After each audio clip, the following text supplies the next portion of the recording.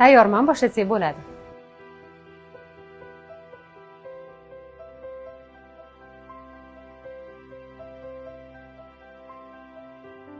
Gapirsam bo'ladimi?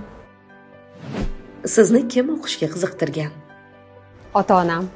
Sizni o'qishingizga kim qarshilik qilgan? Ota-onam.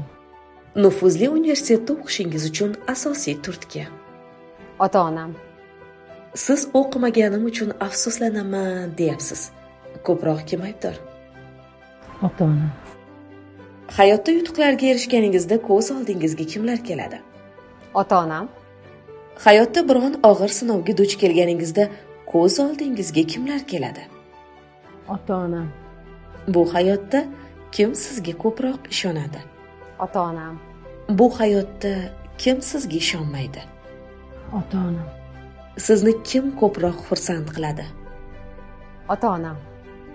Sizni kim ko'proq xafa qilgan? Ota-onam.